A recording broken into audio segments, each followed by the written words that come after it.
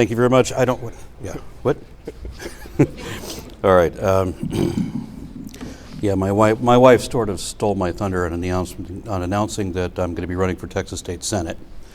That's going to be a new and different experience for me. It's all rural communities where everybody's going to be a believer, and that's going to be hard a hard audience to win over. I've been told that it's an almost entirely Republican district, and that I'm going to have to win Republican votes in order to win that district. But I'm going to give it my best shot.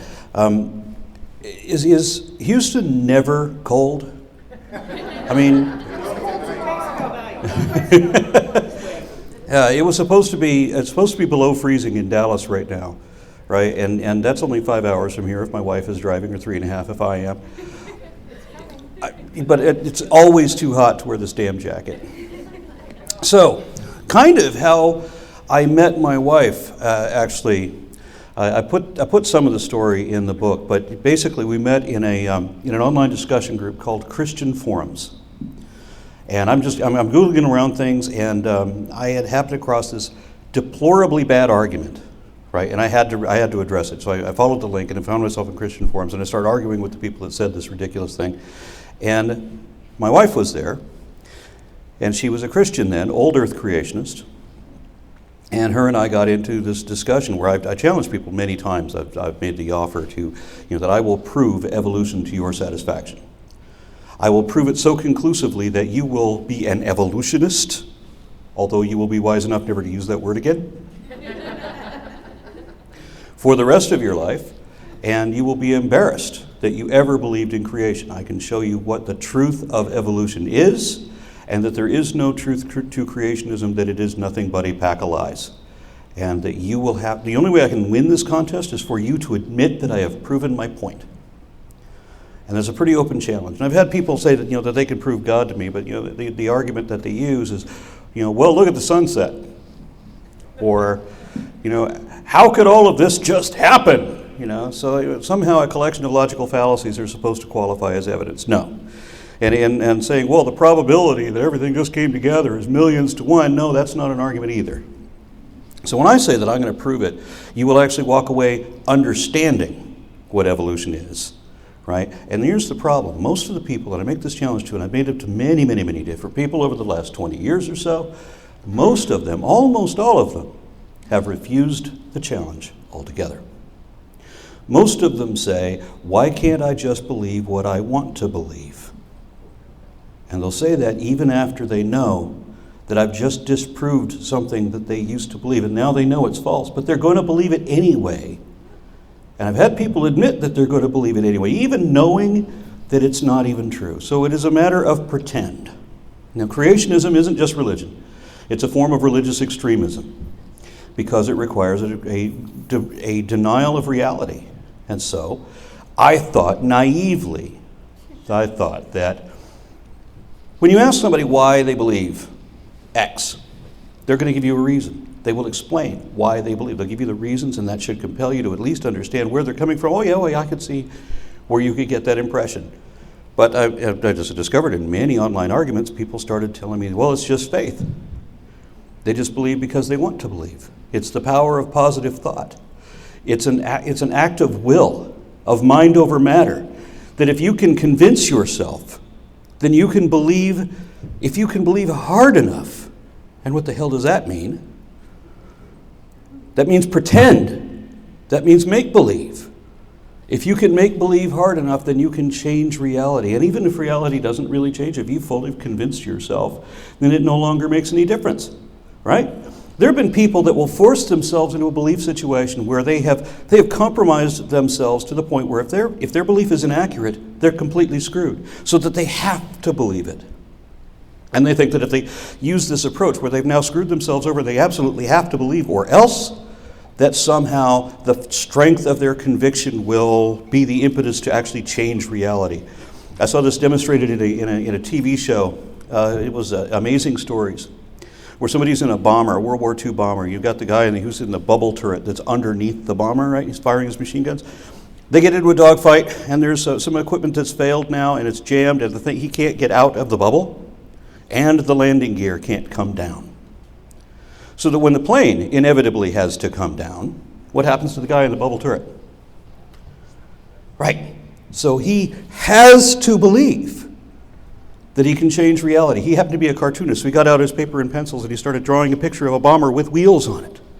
And he's forcing himself to believe that it really has wheels. And with the power of his convictions, his faith produced cartoon wheels to descend out of this aircraft, so that it landed on these big old cartoon wheels with the big patch on it and everything, just like you see in the 1940s cartoons. They get the guy out and he's in a trance. They slap him back to consciousness. The wheels disappear because it came from his imagination, and the plane collapses onto the ground. This is the mindset of the creationist. They don't care what the truth is. And many times they will even admit it. I've had people admit to me that they know that what they believe is not really true, but they're going to believe it anyway. One of my own friends said that, I'm a Christian because I like to believe that, not because I think it's true. Doesn't even realize what he's admitted to me. Probably one of the more honest of my friends is a Christian because he survived a car wreck and he doesn't know how he survived. I don't know where he makes the illogical conclusion that means that snakes and donkeys can talk, but he assumed that if I can't figure out how I survived, it must have been magic, which means it must have been God's magic, which must have been the Christian God, which means that the Bible is true, which means snakes can talk. There's a whole bunch of leaps that don't make any sense there. And what's really surprising is that this guy is in Mensa, the organization for people really, really smart. But, as Michael Shermer and others have pointed out, there's some people, they're really smart people who believe really stupid things. And I don't know what kind of reasoning they come up with, the logical compartmentalization. But we all think that people are like we are, right? That's why thieves are so careful to lock their doors. That's why liars don't trust people. So I thought that people are going to be able to give me a reason. And I thought when you show that they're wrong, when they're talking about education, they're talking about teaching children, other people's children in public schools, if you show that what they're teaching is factually incorrect, they would be honor bound to change that, correct it immediately. I thought this. I was such a fool. My wife then was a Sunday school teacher, well, not a Sunday school, but she was teaching in a Christian school. And we got into this discussion, and I assumed that everybody believed what they did dishonestly, because I'd run into so many encounters with these people that are using these arguments that they have to know is bogus. And she proved that there are some people who believe what they do for honest reasons, because you're an honest person, you care what the truth really is, and if the Bible doesn't make sense to you, it's because, well, you haven't really studied it, you don't know all the different languages, you don't know the original translation, you don't know the ins and outs of all the sciences. All these people with PhDs and THDs, whatever the hell that means, right? All these professors of seminar and all that, or seminary and all this, they understand it, so maybe they can explain it to me. I like the way that George Carlin put it, that he has just as much authority as the Pope, just not as many people who realize that. Because if you have a doctorate in the Bible, if you have a THD, essentially, it's maybe kind of the same thing as having a PhD in Aesop's fables. I think it really means the same thing. It means that you understand the mythology, and you can tell me what the storybook says. But beyond that, you're hopeless. So we get into this discussion with her. And I start laying down facts for her, and she's actually understanding. She's getting into it. She's comprehending and asking her own sincere questions, which I can then answer. Because if you're going to approach somebody with an idea that they're going to reject, but they're not going to reject the truth, they just don't want to believe this. There's going to take a little bit of time to coax them to get to understand that this is a reality. And when you present them with the initial idea and some ideas that support it, you would logically ask questions to see where the weaknesses are. And you find out that those weaknesses aren't what you thought they were. And so eventually she comes to the understanding that, yeah, evolution is actually a thing that they can show and they can prove, and it really happened. And this presents some challenges. Now, she wasn't the kind of hardcore believer that the rest of the people in her community were. So they lived in a very dichotomous area. She says, you know what, I understand that evolution is actually a thing. What does that mean for other aspects of what I believe?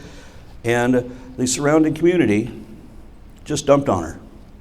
Suddenly everybody hated her. She lived in an area where there was, all the meetup groups that you see online? In her area, there was one meetup group, Friends of Mike Huckabee. That's it. So, her employers, obviously she's no longer working in a Christian school, right? Just everybody turned against her. Well, you don't believe what I want to believe. And I've noticed one big difference between when you walk away from religion and when you adopt a religion. There's a different response. If you come from a relatively secular group, or you have a secular group of friends, and you adopt a religious belief, all of us are going to want to know why. What convinced you that that was true? We're all going to have these questions. But when you walk away from a religion, I also want to know why. What is your deconversion story? What was the thing that caused the chink in the armor that caused you to think, hey, maybe everything I've been believing my whole life is wrong. Maybe I should investigate something else. But the believers don't take that approach. When you walk away from that religion, you are ostracized and bastardized and criticized. But nobody wants to know the reason why. They don't want to talk rationally about it. Because, as I said, this is all make-believe. This is pretend. So, my wife was then also a journalist. She got a job teaching science in a public school, which I was very happy about. It was quite a turnaround from where she was. But she was also working as a journalist at that time here in the Houston area. And she arranged, she had interviews with people that were courting the Board of Education, or people who were on the Board of Education, who were promoting creationist ideas and denigrating evolution, because it's really not possible to promote creationism as a science. All you can do is criticize the real science and not put anything in its place. So there was this guy who was going to the meetings of the Board of Education, and he was telling them that they should be teaching the strengths and weaknesses. Now, I could challenge this guy all I wanted to, but he was never going to come up with any of the strengths of evolution.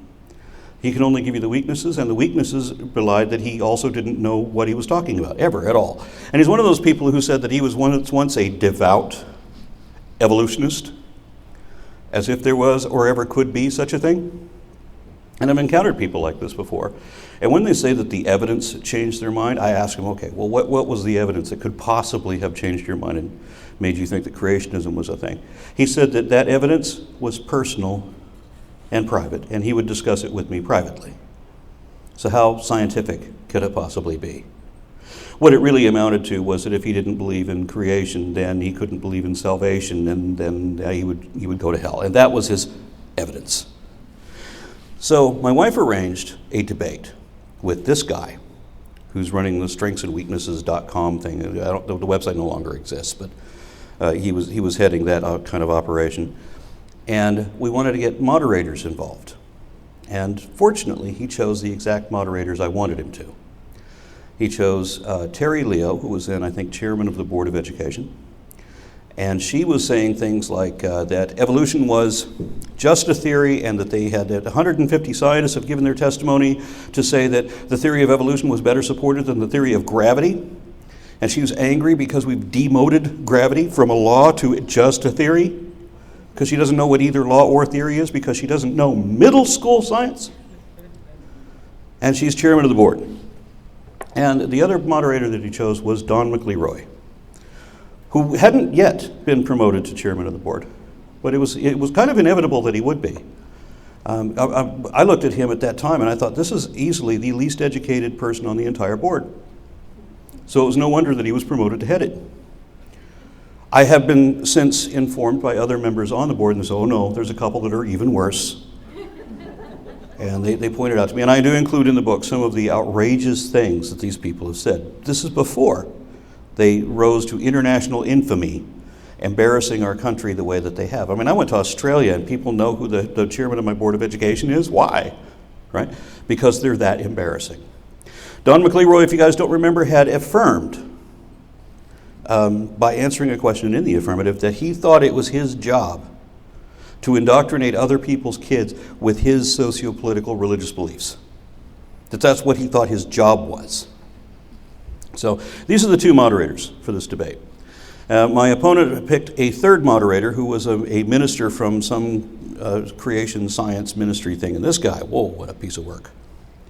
What a brilliant man this guy was. He called himself a government scientist. And if you don't know what that is, he doesn't either. Government scientist in this guy's interpretation means that he once gave a testimony before, I think, the Senate or the House. He's testifying something on chemistry, and I don't remember what it was. But this qualifies him as a government scientist, and he's criticizing me because I used too many big words. He also argued that we were not organisms because he thought organism meant single-celled. And when I tried to tell him what a eukaryote was, that a eukaryote was anything that has cells or that has a nucleus, he says, we are not eukaryotes because we were never eukaryotes. Get it? So this is how he's going to argue with me, through an authoritarian dictate like this, not having any idea what he's talking about. He argued that what students are taught in school when they teach evolution is that they teach that there is no God. And I showed him 7 textbooks currently in use in Texas that give the definition of evolution, the high school and college textbooks. All of them give essentially the same definition of, talk about, allele frequencies over time and reproductive populations and so forth, right? Descent with inherent genetic modification and that. But he refuses to accept any of these definitions. He says what they're really teaching, secretly, according to the Illuminati, is they're really teaching no Godism. Although he could not find a single citation to support him, not surprisingly. Of course, what they want, and somebody else on the Board of Education actually said this, is that you're supposed to celebrate God and credit God with everything. And when you go to public school, they don't do that. So one of the people on the Board of Education wrote a book saying that public education was a tool of the devil because it didn't tell people to believe in and worship God. And that's it. That was her reason. So my wife arranged this debate, and I chose 3 moderators of my own. I chose Reverend Robert T. Bacher, who is not widely known as a reverend, but he's very famous as a paleontologist. He looks like a prospector with long hair and the beard and the floppy hat and everything. It looks like he should have a pack mule with him, but he actually has 2 doctorate degrees from Ivy League universities.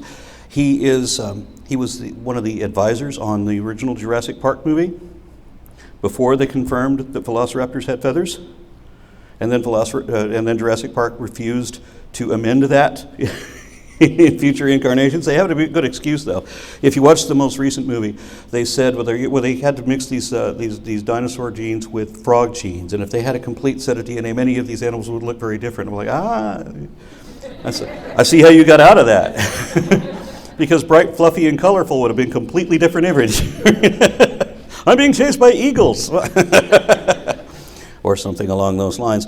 But I chose him. And nobody knows that he's a Pentecostal preacher at the same time as being a evolutionary scientist, right? He's a professional paleontologist and all of this.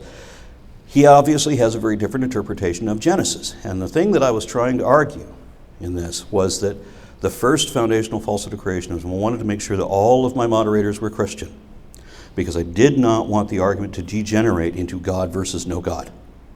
So my other 2 moderators were a geneticist who was featured in, I think it was Nature, for her contributions to the Human Genome Project. And then I chose Dr. Glenn Morton, who was a former young Earth creationist who was working in geology, petrogeology, when he realized that young Earth creationism lied to him and that nothing he was taught is actually true. And he said in one of his articles, he said that Monday through Friday he would have to believe that the Earth is hundreds of millions or billions of years old, but then on Saturday and Sunday, he would believe that it was 6,000 years old. So he's compartmentalizing, right? And eventually, he realized that he was using a cognitive bias, which he named Morton's demon.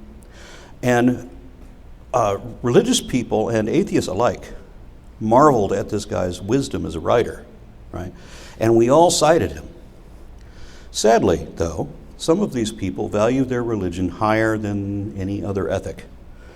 And Glenn Morton and Robert T. Bacher both used my own forum at my invitation to attack me. So Bacher starts getting on his pedestal and starts barking about how atheists are so bad, right? And then Morton does the same thing. Morton got so bad that he deleted all his own web pages, so that atheists couldn't cite his work anymore. It was brilliant, but he wanted to trash it all because he actually said at one point that he didn't want an atheist to beat a Christian in a debate, regardless what the facts are. It doesn't matter whether I'm right. It only matters what you believe. And my opponent in this debate said, he made an admission before the moderators that he knew that there were transitional species in the fossil record, but that he wanted to teach that there were none. because he said it was important that students believe there are none. So he's saying that it's okay to lie to other people's kids in order to manipulate their belief. Now, what I had discovered prior to this, that debate had just collapsed. It was a debacle. It was a failure on all fronts, and I'm sorry that it happened, and also that we don't have much record of it. You can find blog posts at the time that referenced it, but the original site that hosted it disappeared. So you can only find peripheral information about it, which is fine. The guy that I was debating disappeared into obscurity, and eventually, even the people on the board did. What I discovered was when you get on online arguments, as I regularly did, invested way too much of my own personal time in this, I discovered the same arguments that kept coming up again and again and again. And I realized that I'm not even writing my own original responses anymore. I'm cutting and pasting where I had written that answer to the last guy. And I'm like, wait, the last guy was you. You know, what's wrong with your learning abilities here? We've been over this. So when you get into these arguments, and I'm sure that many of you probably do, the trick is when they say, well, when they want to change the subject, when you've nailed them on that argument, they immediately bring up something else. No. Let's go back. Let's get a concession to this first before you move on to that next topic. You'll never get that concession. If it's one of the 15 foundational falsehoods of creationism, it's something that they have to cling to. So they will never admit that there are transitional species. They'll never admit that there are beneficial mutations. If they can find any way to dodge it and still maintain the bulk or the entirety of what they already believe. The first foundational falsehood, of course, is that you either have to believe in God, meaning you have to believe in the Bible. You have to worship the book because they can't distinguish doctrine from deity. Or if you accept science at all, then you have to reject God entirely. It has to be that kind of a dichotomy. So I had all these scientists, all of them Christian, just to avoid that argument. And the moderators then immediately began arguing with themselves as to whether they're real Christians or true Christians, right? So that's where that went. There are a number of others that I explore in depth. As far as beneficial mutations, for example, I go through some scientific listings so that you get all the documentation you want for any type of beneficial mutations that are already in the textbooks and several that are not in the textbooks that I found on my own. And there are a number of references for transitional species.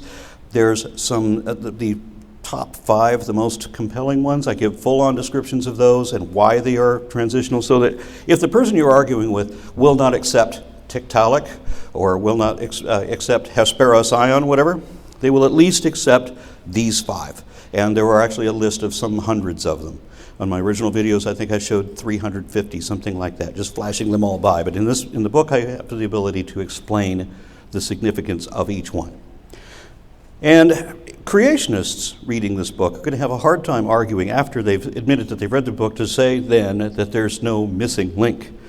You know, there's one negative criticism of this book at Amazon, and it's somebody who obviously did not read this book. It's the only person that gave it 1 star. And it says, well, if your book is so great, then how come there's no transitional species? The answer, of course, is chapter 9. Read the damn thing. I'm very happy with what I've done here because I do a lot of theological arguments as well. You know, whether the Bible is God's word. We do some exploring of comparative religions, where there's a lot of philosophy in here as well as the science. And I don't think anybody's ever written a book like this that attacks the creationist arguments on all fronts and explains what's wrong with it on all fronts and lists the lies and why are they lying and how do we know that they're lying. As a matter of fact, in chapter 13, I make the challenge that I've made many times before to cite one evolutionary biologist or evolutionary scientist in any field immediately relevant to evolution, paleontology, zoology, what have you, who lied when trying to promote evolution over creationism. Tell me what the lie is. Tell me how you know it's false. Right? They can't do that. They'll say, Piltdown Man. But Piltdown Man is not an evolutionary biologist. Tell me the lie. Tell me the scientist. They can't. But in the alternate side of that is, and this also goes for Ernst Haeckel, and there's a full-on explanation here. They always want to cite Ernst Haeckel as being this great liar for evolution. No. There's a lot of information they leave out on purpose for their allegations, and it's all in here. The other side of that challenge, name one evolutionary biologist who ever lied while promoting evolution over creationism. Name one professional creationist who did not lie when promoting creationism over evolution. And then I say, okay, if you want to take that challenge, you just put in the name. I'll find the lie. I'll show how we know that that guy knew that what he said was false when he said it. I'll take care of that end. No one to date has answered either challenge. Because as I said, creationism has no truth in it. It is deliberately deceptive. And what I would like to have done with something like this was to have prevented our current administration. Of course, it's a bit too late for that. But as you know, Mike Pence is now our vice president. He went a few years ago, I think it was 2002, he testified before the Senate that we should teach intelligent design. I made a video, by the way, rebutting all the arguments that he made on that. It's really sad to me when somebody's going to be heading science education and they've never had a science education and want to avoid science. And all of the panel, all of the administration are science denialists. They say that the Earth is 5,500 years old or whatever, and global warming can't happen because I have a snowball. These kind of arguments. It's a little bewildering to me that we're in this situation. But I'm sure the reviews that I've gotten on this book have been very, very good so far. And it is currently listed today. I checked it today. It slipped a bit since we started, and it's down to 35,000, ranked 35,000 out of 8 million.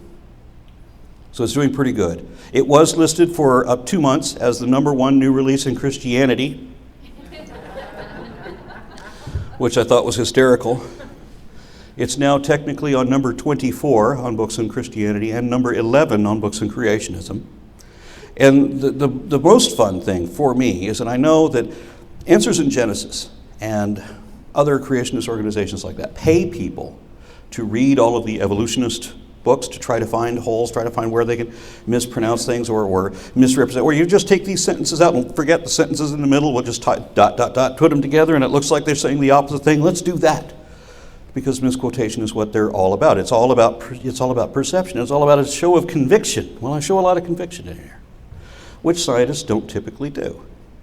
But I'm just stating facts. I'm stating what we can show, what we know to be true, and what we can prove. We actually can prove the things that I say that we can prove, where it doesn't require any faith. We go all about what faith is and how they lie about that too. So, I can't think of anything else I need to say about this, but you will have a much better understanding, according to all the reviews, if you've seen them on Amazon, the reviews all say this, you will have a much better understanding of science in general, of the philosophy of science, and certainly this topic. And I think, Answers in Genesis has to be reading this book right now. There are people getting pissed off because they're reading this. There's no way that I can see that they can twist this around. And there's no way that a lot of them will be able to keep their fingers in their ears when they're done. So, thank you very much. I hope you enjoy